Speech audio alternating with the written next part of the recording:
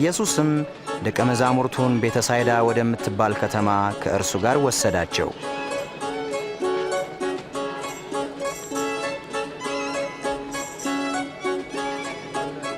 ሕዝቡም ስለ እርሱ ስላወቁ በብዛት ተከተሉት።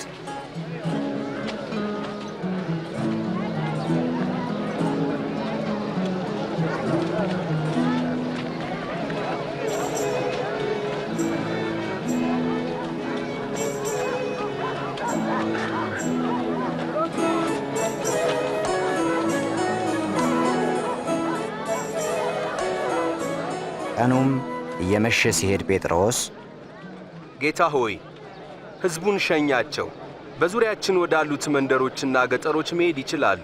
በዚያም ማደሪያና ምግባቸውን ይፈልጉ፣ በዚህ አንዳች የለም።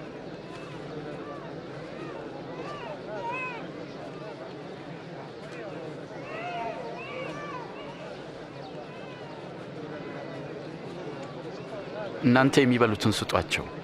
ያለን 5 ዳቦና 2 ዓሣ ብቻ እኮ ነው።